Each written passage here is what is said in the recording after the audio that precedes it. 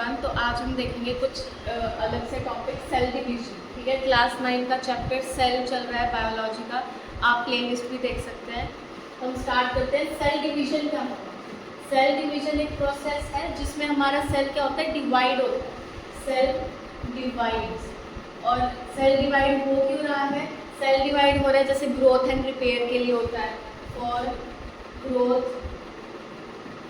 के लिए हो रहा है, रिपेयर के लिए हो रहा है, या फिर रिप्रोडक्शन के लिए। ठीक है, तो जो सेल है, the process of dividing cell into 2 और more daughter cells. Daughter cells बनती है जब सेल डिवाइड हो जाता है। ठीक है, तो इस प्रोसेस को क्या बोलते हैं? Cell division. अब सेल डिवीजन हमारे 2 मेथड से होता है। सेल डिवीजन क्या है? हमारे 2 टाइप्स या फिर 2 मेथड्स होते हैं सेल डिवीजन। पहला है mitosis and the second one is meiosis. ठीक है, पहले हम माइटोसिस देख लेते हैं क्या होता है। Mitosis is a process in which one parent cell divides to form 2 identical daughter cells. ठीक है, एक सेल है वो डिवाइड होकर 2 सेल बना रहा है। ठीक है, 2 आइडेंटिकल सेल बना रहे हैं, डॉटर सेल्स। ठीक है, एक सेल डिवाइड होकर 2 सेल बना रहे हैं। इस प्रोसेस को क्या बोलते हैं? माइटोसिस। और माइटोसिस में क्या होता है? जो न्यू सेल्स फॉर्म हो गई, जो डॉटर सेल्स बन रही हैं, डॉटर सेल्स के अंदर इक्वल नंबर ऑफ क्रोमोसोम होते हैं, इक्वल क्रोमोसोम। ठीक है, उसके बाद थर्ड पॉइंट देखते हैं। थर्ड पॉइंट क्या होता है कि जो माइटोसिस में न्यू सेल्स बन रहे हैं वो आइडेंटिकल होते हैं, आइडेंटिकल सेल्स। ठीक है, ये मैं अभी शॉर्ट फॉर्म में लिख रही हूँ। अगर आप नोट्स बना रहे हैं या आपको पेपर में लिखना है, आपको पूरा सेंटेंस लिखना पड़ेगा। और एग्जाम्पल ले सकते हैं हम माइटोसिस का। माइटोसिस का एग्जाम्पल है जैसे स्किन सेल। ठीक है, स्किन सेल्स, जैसे हमारा कोई, हमें चोट लगी तो स्किन सेल क्या होता है? डिवाइड होके उसको रिपेयर करता है। ठीक है, तो स्किन सेल कैसे डिवाइड हो रहा है? माइटोसिस से डिवाइड हो रहा है। और माइटोसिस का मेन फंक्शन क्या होता है सेल्स का? Growth and repair, growth and repair. ठीक है, आई होप सबको समझ आया होगा। माइटोसिस क्या होता है? One single parent 2 daughter cells में डिवाइड हो रहा है।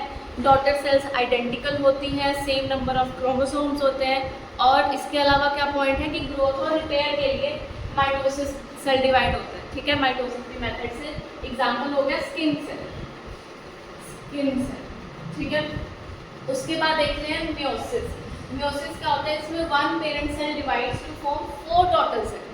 ठीक है, एक सेल डिवाइड होके 4 अलग सेल बना है। ठीक है, अब चारों सेल में क्रोमोसोम क्या हो जाएंगे? हाफ हो जाएंगे, ईच हैव हाफ क्रोमोसोम। ठीक है, सब में हाफ क्रोमोसोम होगा।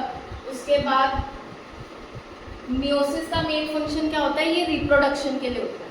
ठीक है, फॉर रिप्रोडक्शन। जैसे इसका ग्रोथ एंड रिपेयर के लिए था, इसका है रिप्रोडक्शन। ठीक है, यहाँ पे आइडेंटिकल डॉटर सेल्स थे, यहाँ पे जो डॉटर सेल्स बनेगी वो आइडेंटिकल नहीं होगी, नॉट आइडेंटिकल। ये जो हम प्रॉपर्टीज पढ़ रहे हैं, ये हम न्यू सेल्स की प्रॉपर्टीज बन रहे हैं जो डिवाइड होके नया सेल बना है। ठीक है, जो नया सेल बनेगा वो पुराने सेल से आइडेंटिकल नहीं होगा, और वो एक दूसरे से भी आइडेंटिकल नहीं होगा। ठीक है, यहाँ पे हम एग्जांपल ले सकते हैं जैसे कि स्पर्म है या एग है। ठीक है, जब उनका फ्यूजन हो रहा है तो क्या बनता है? जाइगोट बनता है। अब जाइगोट अलग अलग होते हैं, XY क्रोमोसोम सबने पढ़ा होगा। ठीक है, तो ये हमारा माइटोसिस और मियोसिस हो गया। अब हम नेक्स्ट टॉपिक देखते हैं, बायोमॉलिक्यूल्स। तो बायोमॉलिक्यूल्स क्या होते हैं? बायोमॉलिक्यूल्स क्या होते हैं? बायोमॉलिक्यूल्स केमिकल सब्सटेंसेस होते हैं जो सेल के अंदर प्रेजेंट होते हैं। ठीक है, these are chemical substances which help in maintenance of the cell, making structure of cell, growth and repair. ठीक है, कुछ केमिकल सब्सटेंसेस होते हैं जो सेल के अंदर होते हैं, केमिकल सब्सटेंसेस इन सेल, जिनका फंक्शन क्या है कि सेल का जो स्ट्रक्चर है उसको बनाना, उसको एनर्जी देना। ठीक है, उसको प्रोटेक्ट करके रखना, रिपेयर करके रखना, ये सारे बायोमॉलिक्यूल्स के फंक्शंस हैं। अब बायोमॉलिक्यूल्स कितने टाइप्स के होते हैं? Carbohydrates, protein, lipids, nucleic acid. ठीक है, बारी बारी देखते हैं कि कार्बोहाइड्रेट और सबके क्या फंक्शंस हैं। कार्बोहाइड्रेट का मेन फंक्शन क्या होता है? एनर्जी प्रोवाइड करना। सेल को एनर्जी प्रोवाइड करता है, ठीक है। कार्बोहाइड्रेट का एग्जाम्पल है ग्लूकोज। जो सेल है, सेल को एनर्जी कौन सा बायोमोलिक्यूल प्रोवाइड करता है? कार्बोहाइड्रेट, ठीक है। नेक्स्ट है हमारा प्रोटीन। प्रोटीन का क्या काम है? प्रोटीन का काम है कि ये अमीनो एसिड बनाता है। कौन सा एसिड बनाता है? अमीनो एसिड बनाता है, और ये सेल को रिपेयर करके रखता है, ठीक है। सेल को रिपेयर करके रखता है। नेक्स्ट है हमारा लिपिड्स। लिपिड्स में क्या चीजें आ जाती हैं? फैट्स एंड ऑयल्स, ठीक है। लिपिड्स का क्या मतलब होता है? फैट्स और ऑयल, और इनका क्या काम है? Structure banana, membrane banana, formation of membrane, formation of membrane, ठीक है। उसके बाद आ गया न्यूक्लिक एसिड। अब न्यूक्लिक एसिड क्या बनाते हैं? एग्जाम्पल है इनका DNA and RNA. DNA and RNA. DNA और आरएनए का क्या फंक्शन है, या फिर न्यूक्लिक एसिड का क्या फंक्शन है? ये क्या करता है? जो जेनेटिक मटेरियल है, जेनेटिक इंफॉर्मेशन है, उसको स्टोर करके रखता है, ठीक है। Stores genetic info, genetic info, ठीक है। जेनेटिक इन्फो को स्टोर करता है, पास करता है, अगले सेल में पास करेगा, ठीक है। न्यूक्लिक एसिड डीएनए और आरएनए को पास करेगा। तो ये हमारे 4 मेन टाइप के बायोमोलिक्यूल्स आते हैं। अब बायोमोलिक्यूल्स का ऑल टुगेदर में फंक्शन क्या होता है, ठीक है। पहला फंक्शन क्या है? एनर्जी प्रोवाइड करना, ये हमने देख ही लिया है। कार्बोहाइड्रेट एनर्जी प्रोवाइड कर रहा है। और बायोमोलिक्यूल का क्या काम है? Control reactions. अब सेल के अंदर अलग अलग रिएक्शंस होती हैं, केमिकल रिएक्शन होती है, जिससे कोई चीज़ बन रही है, कोई चीज़ ट्रांसपोर्ट हो रही है, ठीक है। तो ये इनका रोल है कि वो केमिकल रिएक्शंस को कंट्रोल करके रखते हैं। दूसरा, store and pass genetic information. ये हमने देख लिया कि जो बायोमोलिक्यूल है वो जेनेटिक इंफॉर्मेशन को स्टोर करके रखेगा डीएनए और आरएनए की फॉर्म में, और उसको पास करेगा नेक्स्ट सेल में, ठीक है। कौन करता है? न्यूक्लिक एसिड करता है।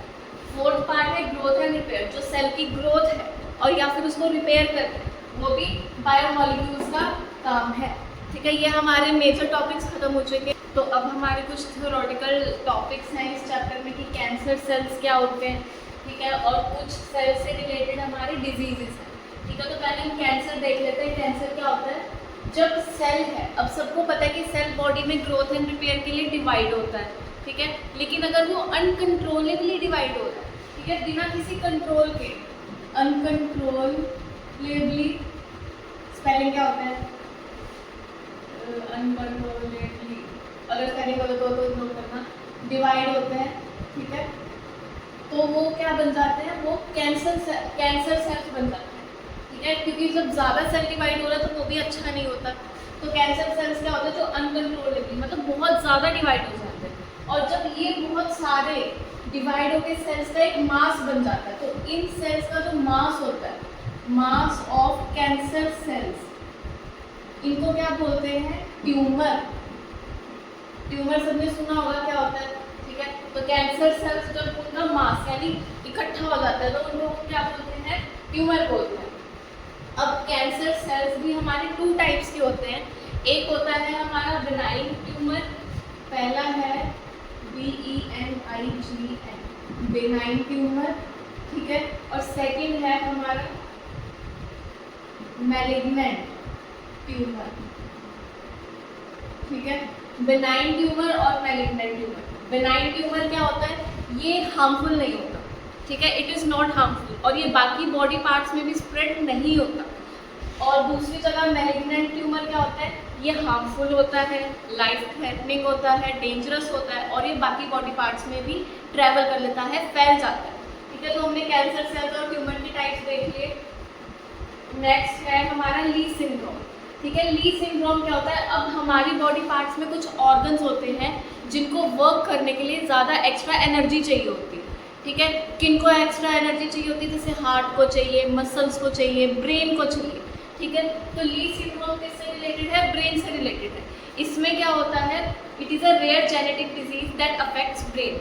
ये क्या है? हमारा जेनेटिक डिजीज है, जेनेटिक डिजीज, ठीक है। ये मेजरली बच्चों में होता है और इन्फेंट्स में होता है, ठीक है। It damages the part of brain that control movement, breathing, coordination. ये किस पे डैमेज करता है? ब्रेन के जो मूवमेंट को कंट्रोल कर रहा है, ब्रीदिंग को कंट्रोल कर रहा है, पोस्चर को कंट्रोल कर रहा है, थिंकिंग को कंट्रोल कर रहा है, ठीक है। It results in breathing problems, week muscles. इसका है क्या side effect? It results in breathing problems, ये ब्रीदिंग प्रॉब्लम्स करता है और जो हमारे मसल्स हो जाते हैं वो वीक हो जाते हैं, वीक मसल्स, ठीक है।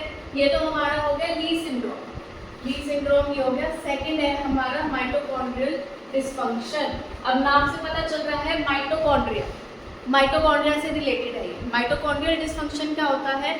जिसमें सेल के अंदर जो माइटोकॉन्ड्रिया होता है, माइटोकॉन्ड्रिया का काम सबको पता है क्या होता है? एनर्जी प्रोड्यूस करना होता है। अब जो माइटोकॉन्ड्रिया है वो एनर्जी प्रोड्यूस कर नहीं पाएगा ज़्यादा, ठीक है, लेकिन एनर्जी तो हमें चाहिए, सारे एक्टिविटीज़ के लिए एनर्जी चाहिए। अब एनर्जी प्रोड्यूस नहीं हो रही तो क्या होगा? सेल की एक्टिविटीज़ नहीं होंगी, केमिकल एक्टिविटीज़ नहीं हो जाएंगी, वीक हो जाएगा सेल, ठीक है, एनर्जी नहीं होगी। तो इसकी वजह से ली सिंड्रोम होता है, ठीक है, क्योंकि इसकी वजह से एनर्जी नहीं मिल रही ब्रेन को या मसल को, ब्रेन और मसल को एनर्जी नहीं मिल रही, तो इसकी वजह से ये प्रॉब्लम्स होगी, ठीक है। तो ये दोनों रिलेटेड है।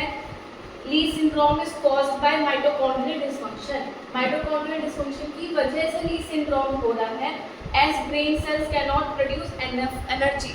जो माइटोकॉन्ड्रिया है ब्रेन के सेल्स में वो एनर्जी प्रोड्यूस नहीं कर पाता है, ठीक है। तो ये हमारा ली सिंड्रोम हो गया।